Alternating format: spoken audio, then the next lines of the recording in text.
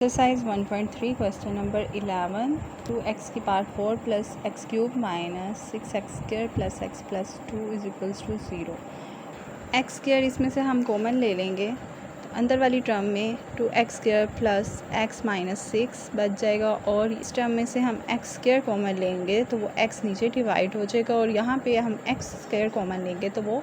नीचे डिवाइड की फॉर्म में आ जाएगा। और बेसिकली कॉमन का मतलब ही होता है कि हमने अंदर वाली टर्म्स में से इस टर्म को डिवाइड करना है। एक्स स्क्र इधर मल्टीप्लाई हो रहा है, इक्वल के इस तरफ आके डिवाइड हो जाएगा और इसमें हमने एक्स स्क्र वाली टर्म को इकट्ठा लिख दिया, एक्स वाली टर्म को इकट्ठा लिख दिया और -6 साइड पे आ गया। अब इसमें भी 2 मौजूद है, इसमें भी 2 मौजूद है, इन दोनों में से हमने 2 कॉमन ले लिया। X square plus 1/x square आ जाएगा अंदर और x प्लस 1/x और -6 इज इक्वल्स टू 0 वैसे का वैसे नीचे आ जाएगा। अब इसमें हमने ये वाली जो टर्म है x प्लस 1/x उसको हमने लेट कर लिया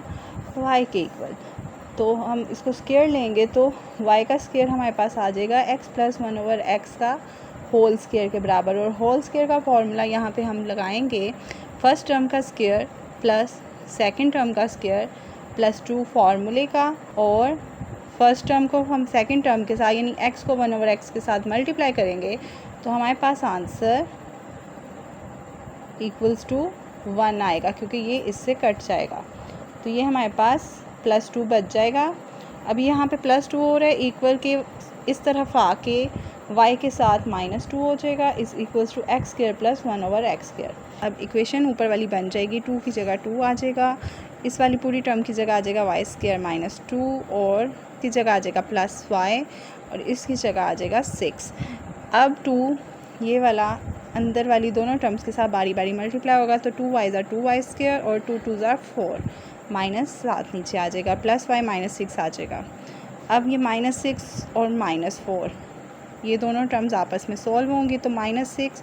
-4 प्लस माइनस माइनस साइन बड़ी रकम का जो कि 6 का है नीचे आ जाएगा और प्लस करेंगे इसको 6 4 10 हो जाएगा। तो यहाँ पे हमारे पास -10 आ जाएगा। फैक्टराइजेशन करेंगे, फैक्टराइजेशन में हम देखते हैं कि इस टर्म का और इस टर्म का मल्टीप्लाई होता है 20y square sine plus minus minus का आ जाएगा और प्लस करने से हमारे पास आंसर +y आना चाहिए। तो 2 हमने ऐसी टर्म्स ढूंढी हैं जिसको हम मल्टीप्लाई करें तो -20y स्क्र आ जाए और प्लस माइनस करें तो +1y आ जाए। तो हमारे पास 2 टर्म्स हैं, एक है 4 और एक है 5। 4 5 ज़ा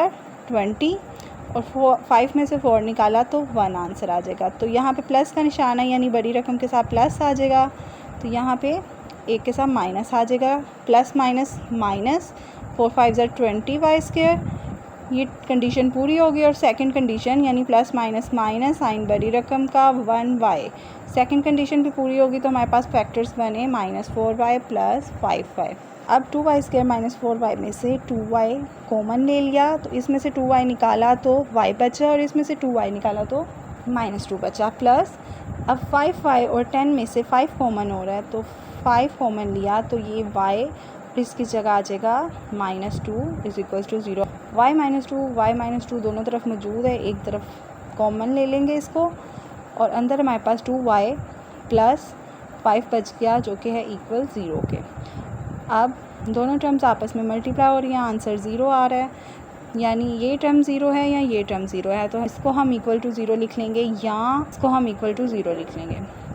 लेकिन हमें पता है कि y की वैल्यू है x प्लस 1/x और यहाँ पे भी हमने y की वैल्यू पुट कर दी x प्लस 1/x। अब इसको मज़ीद सॉल्व करेंगे, पहले हम इस साइड पे सॉल्व करते हैं।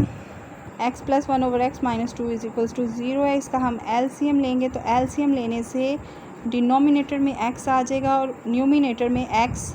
मल्टीप्लाई हो जाएगा यानी x स्क्र और 2 के साथ 2x, चूँकि इसके साथ x पहले ही था नीचे तो डिवाइड होकर इसका आंसर 1 आया, तो यानी ऊपर हमने 1 को मल्टीप्लाई करना है तो यहाँ पे 1 आ जाएगा। और ये जो नीचे डिनोमिनेटर में x स्क्र मौजूद था वो इक्वल के उस तरफ जब जाएगा तो वो मल्टीप्लाई होके ख़त्म हो जाएगा। ये हम देख रहे हैं कि ये फर्स्ट टर्म का स्क्र है, ये सेकंड टर्म का स्क्र है, -2 इसमें फार्मूले का है, फर्स्ट टाइम इसमें x है और सेकंड टर्म इसमें 1 है जो कि 2x के साथ मल्टीप्लाई होके ख़त्म हो जाता है। तो ये होल स्क्वायर का फॉर्मूला बन रहा है यानी फर्स्ट टर्म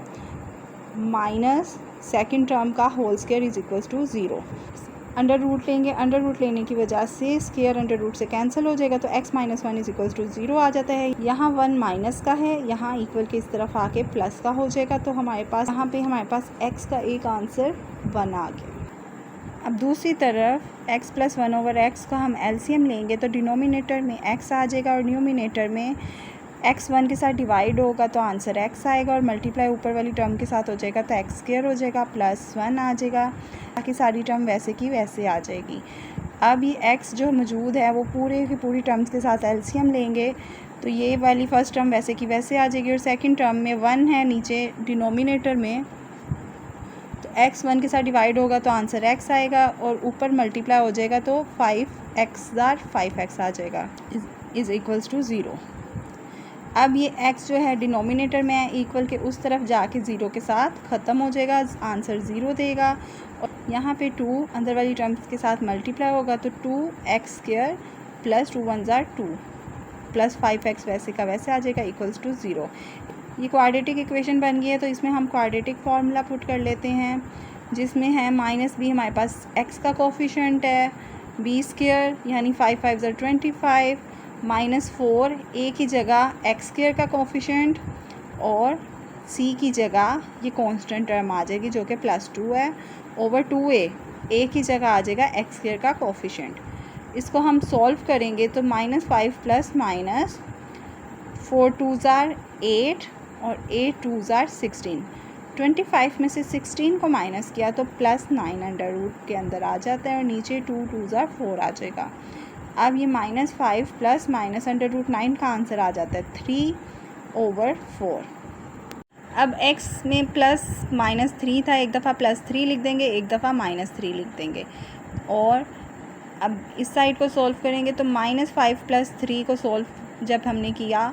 तो प्लस माइनस माइनस यानी ये दोनों माइनस होंगे और साइन इसमें बड़ी रकम का आ जाएगा जो कि 5 का है, तो इसका आंसर आ जाएगा 5 में से 3 निकाला 2 साइन बड़ी रकम का माइनस ओवर 4, कटिंग हो जाएगा 2 1 ज़ार 2 2 2 ज़ार 4, तो या इसका आंसर माइनस 1 ओवर 2 आ जाएगा। इसी तरह माइनस माइनस प्लस हो जाएंगे ये दोनों टर्म्स, लेकिन साइन बड़ी रकम का आएगा तो 5 3 8 हो जाएगा और नीचे 4, दोनों कट हो जाएंगे 4 1 ज़ार 4 4 2 ज़ार 8, तो इसका आंसर आ जाएगा -2। तो सॉल्यूशन सेट हमारे पास बना, जो हमारा पहली x की वैल्यू थी वो 1 थी, फिर -1 ओवर 2 और -2।